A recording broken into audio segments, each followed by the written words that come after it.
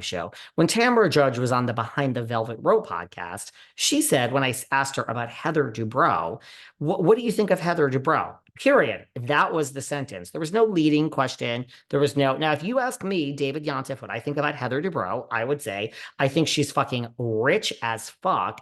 And I think I don't care how you feel, and I'm not getting political. I feel she's a great fucking mother from where I'm sitting and watching on the damn TV because I don't have kids. I don't want kids. I never want kids. But I can tell you, I said from day one, if Jen Shah were my good friend and she did all that, I would be standing by Jen Shah. I'd be visiting her in jail and saying, I am here for you. And I would stand by her because I stand by my family and my friends. So I don't care what your beliefs are. The fact that Heather stands by all her children and is very supportive of all her children, that to me is the job of a parent. Okay. I'm not getting political. I really don't give a shit.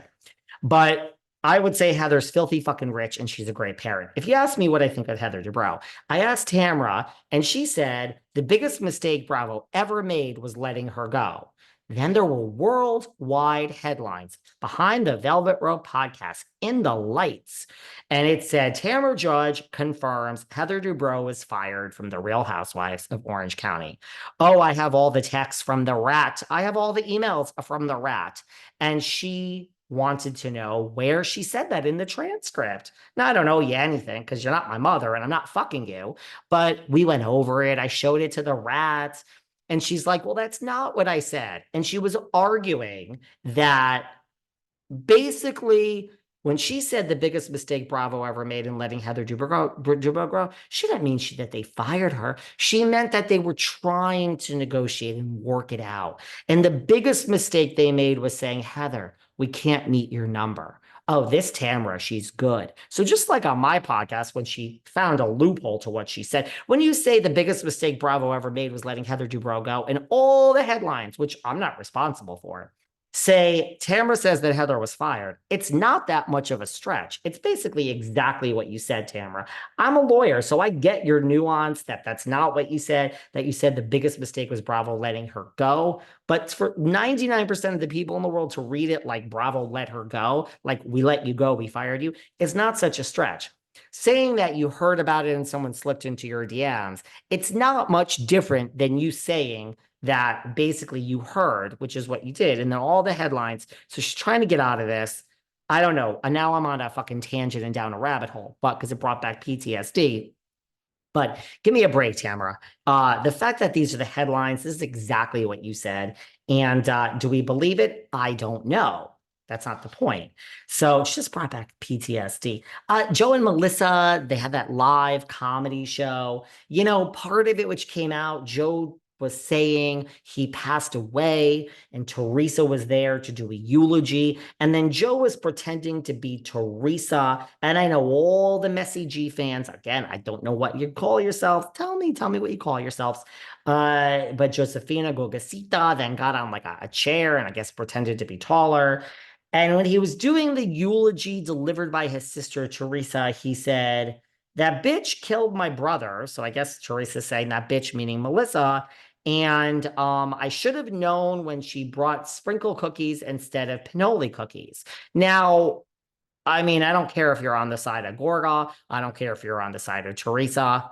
This shit just ain't funny. Anyone go to this comedy show? Like, is this, I mean, am I in the Twilight Zone? Is this funny? Look, I am a stand-up comedian. I give a lot of credit to anyone that gets up there. I don't think it's easy. Somehow you guys listen to me here. Thank you. I'm humbled. I don't know why you're still listening. I mean, I do. It's good. But like, man, aren't you sick of me? But anyway, this doesn't sound like it's funny to me. Is that funny? I don't know.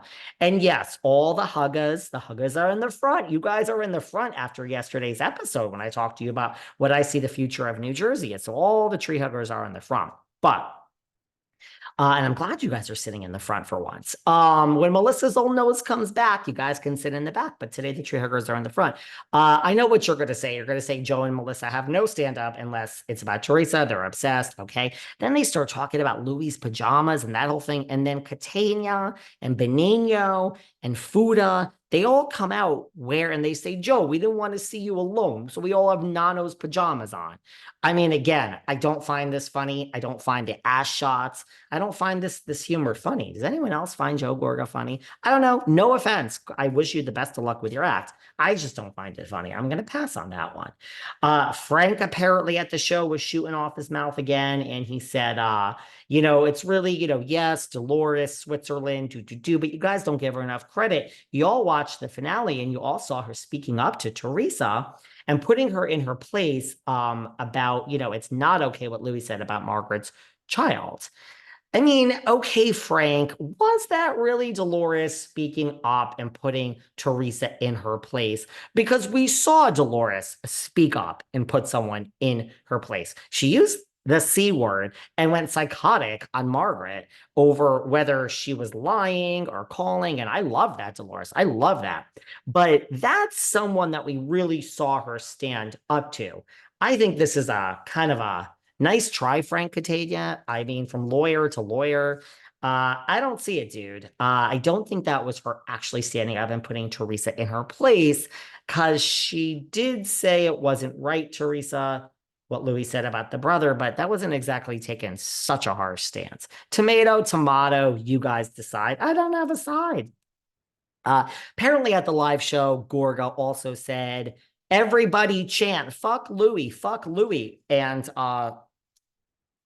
Joanna Gorga, not otherwise known as John Gorga, but I call him Joanna Gorga. Joanna Gorga's house husband, Rachel Fuda. We have a house husband, Rachel Fuda, who's getting in on the action. Joanna Fuda's husband. So Rachel Fuda, the house husband, she was very upset, Mr. Gorga, and she said, this is not appropriate. This is not what we're here for tonight in the comedy. So look at Rachel. I'm telling you, I said it before. If Teresa is back and Melissa is not back and Margaret is not back and Rachel Fuda is back, mark my words, Teresa and Rachel Fuda will get along. It's not that deep with them.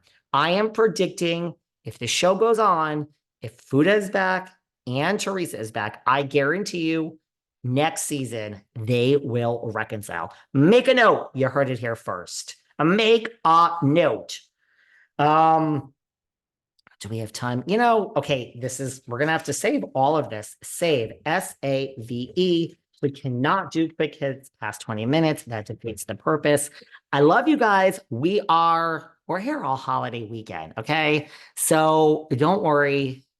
Mama David's got you. We're not taking Sunday off. We're not taking Monday off. We'll do the rest of the RHONJ quick hits soon. We got a lot of talk about the OC. The OC is on and it's good, and I want to talk about it.